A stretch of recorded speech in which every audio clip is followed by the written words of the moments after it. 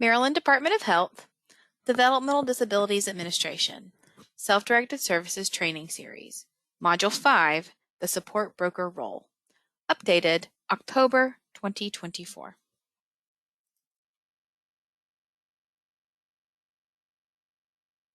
This training module will provide you with an overview of the support broker role.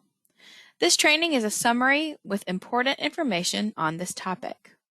More information and requirements are found in the Medicaid Waiver Program applications, laws, regulations, guidance, and policies. The most updated information regarding self-directed services is published in the Self-Directed Services Policy and Manual that can be found on the DDA's website. Additional training modules are available that provide additional information on the topics presented in this overview training module.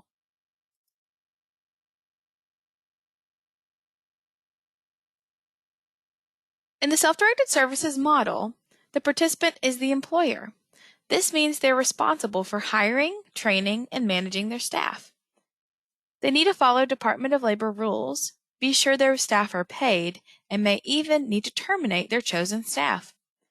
The participant has employer authority, which means they hold all responsibilities as the employer.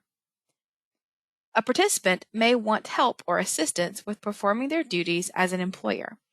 Participants may ask for help or assistance with decision-making from a specific person, a team of people, or hire a support broker. In some situations, the participant who has chosen to self-direct their services must select a support broker in order to receive their Medicaid services.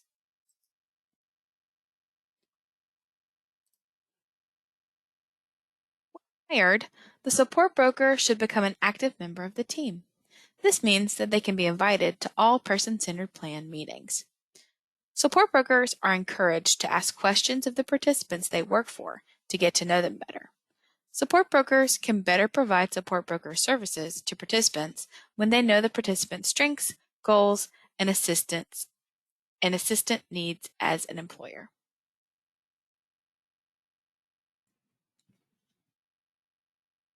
Support broker services provide employer-related information, guidance, and support to help participants manage their Medicaid waiver services as authorized in their approved person-centered plan and budget.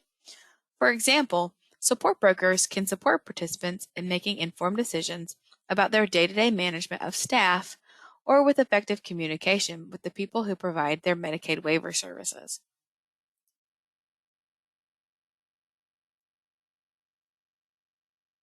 Support broker services additionally provide information, guidance, and support to help participants exercise employer and budget authorities. For example, support brokers can coach and mentor in the creation of employee policies and developing termination strategies.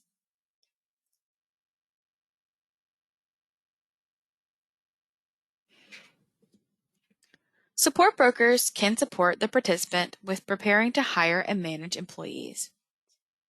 There are employer tools that are considered best practices in self-directed services. Participants may want to have new hire letters, job positions, job descriptions, recruitment plans, employee handbooks, and employee evaluation tools ready as they hire and manage employees. Support brokers may assist with the creation of these tools if requested by the participant.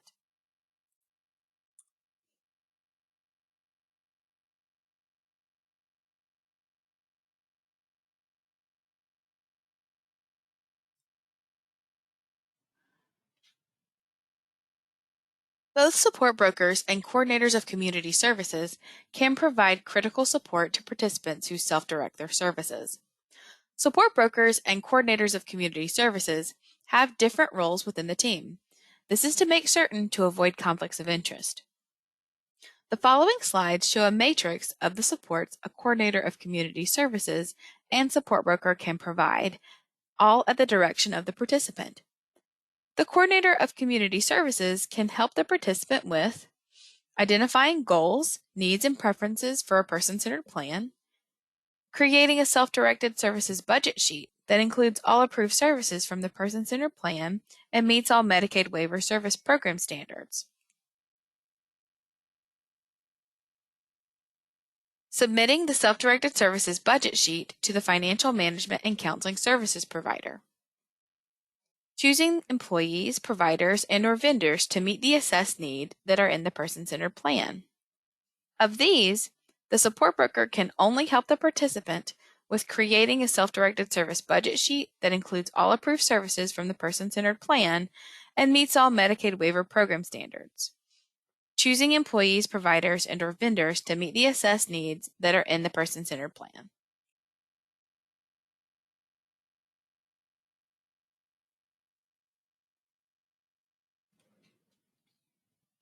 If requested by the participant, support brokers can help the participant with all the following tasks.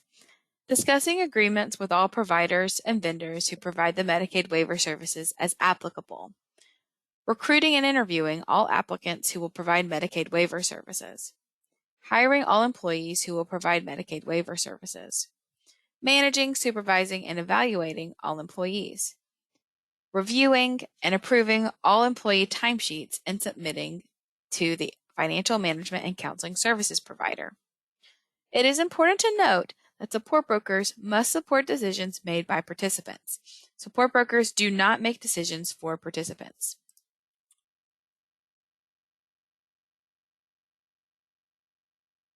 The coordinator of community services can help the participant with reviewing services and the quality of supports, reviewing financial management and counseling services budget reports, and making sure services are being paid in accordance with the person-centered plan.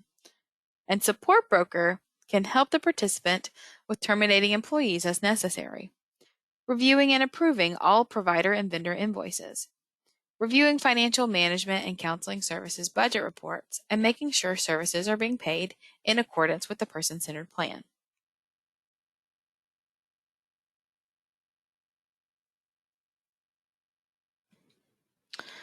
The coordinator of community services can help the participant with understanding all rights and responsibilities of self-directed services, understanding and following all employment laws, filing grievances and complaints when necessary, developing an emergency backup plan, recognizing critical incidents related to things that may harm or have harmed the participant, reporting critical events and incidents as per the DDA's policy on reportable incidents and investigations. Of these, the support broker can help the participant with understanding all rights and responsibilities of self-directed services, understanding and following all employment laws, and recognizing critical incidents and reporting them to their coordinator of community services.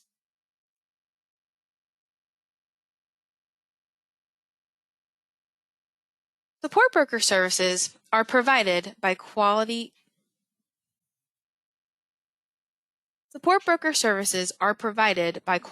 providers that are known as support brokers. Support broker services providers may be an employee, vendor, or licensed or certified DDA provider. All support broker services providers must meet all requirements, as defined by the DDA-operated Medicaid waiver programs for employees, vendors, and providers, including first aid certification, cardiopulmonary resuscitation, or CPR, and support broker training certification.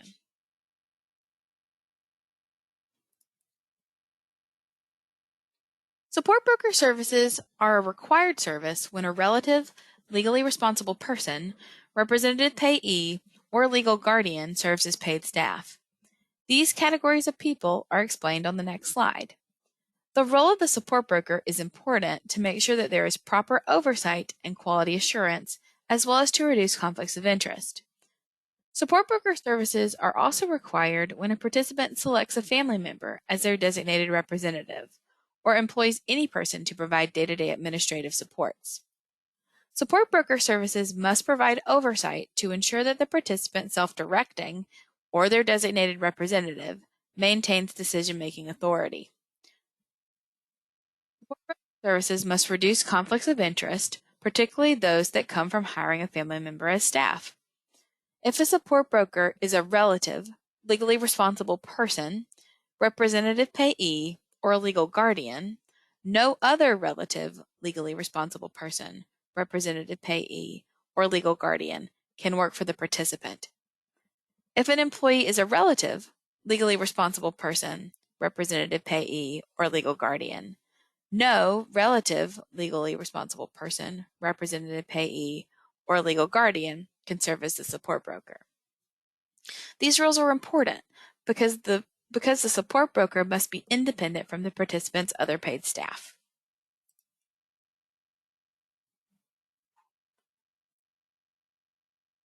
This slide gives more details about when a support broker is required.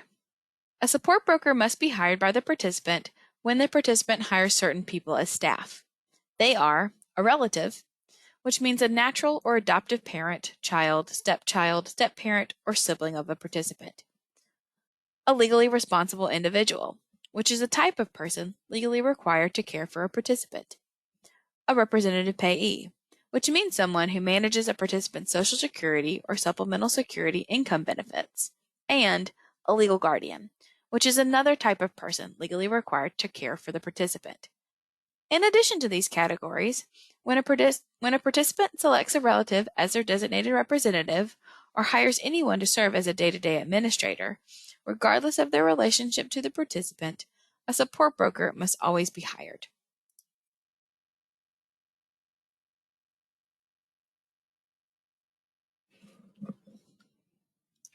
Support broker services include specific supports associated with this service. Support brokers may not offer any support to a participant outside of the scope of the approved Medicaid waiver program.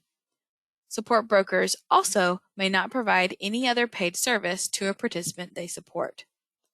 Support broker services do not include services provided by a coordinator of community services. Support broker services may not replace any support which coordinators of community services are authorized to provide. Support brokers may not make determinations about eligibility for Medicaid services or programs. Support brokers are not allowed to submit person-centered plans or requests related to person-centered plans, including budget modifications, wage exception forms, and family member overtime requests. Support brokers are also not allowed to make recommendations or suggestions related to a participant's selection of financial management and counseling services providers or coordination of community service providers.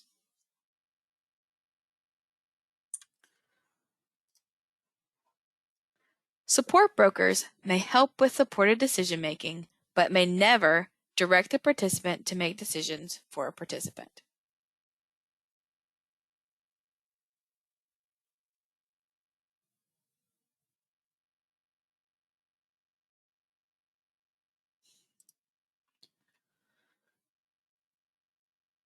This means support brokers may never hire, terminate, supervise, manage employees, vendors, or providers. For example, interviewing candidates without the participant, offering a position to a candidate, terminating an employee, approving time or invoices. Support brokers also may never complete any employer task.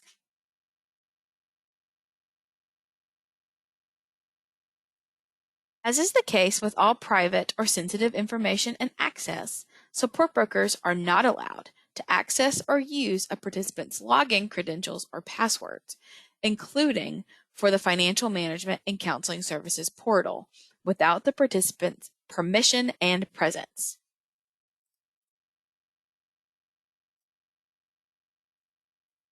Support brokers should never handle participants' personal income or funds.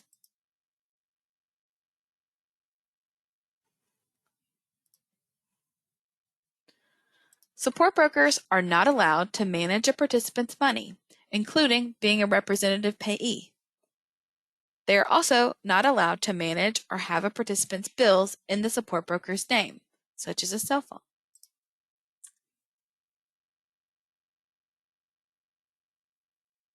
Individuals and organizations providing support broker services are not allowed to provide any other paid service to the participants they serve. Within a participant's team, the role of a day-to-day administrator under individual and family-directed goods and services and the role of the support broker may not overlap.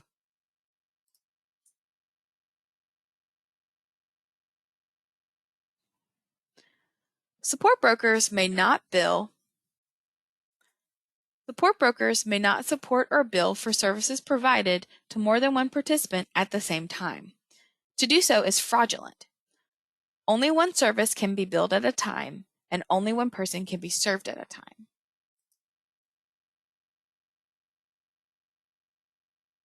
Brokers may not bill for contacting or meeting with DDA or state representatives, such as telephone calls or sending or responding to emails. Reviewing DDA-operated Medicaid waivers, policies, or guidance, or creating and submitting their timesheets or invoices.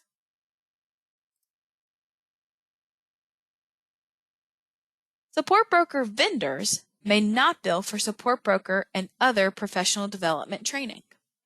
Support broker employees may be paid for training if the participant chooses, and as described in the participant's employer policies and handbook.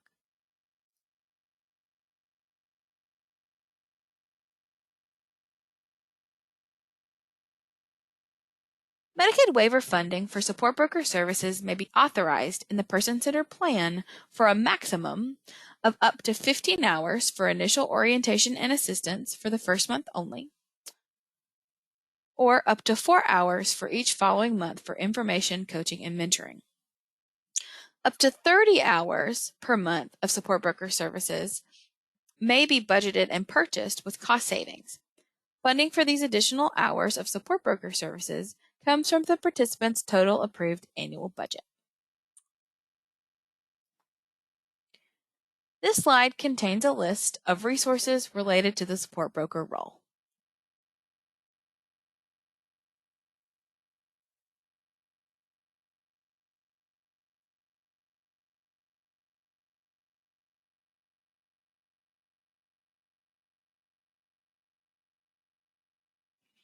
Summary. Support brokers always work at the direction of the participant and can only provide services within the scope of the service as listed in the DDA-operated Medicaid waiver programs. Support brokers can be an active member of the participant's team. Some participants may be required to hire a support broker.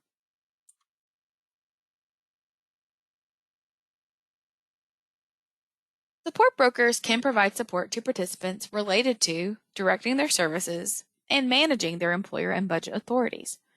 Support brokers may support the participant by creating employer tools for hiring and managing employees, but cannot complete these tools for the participant. This ends Module 5.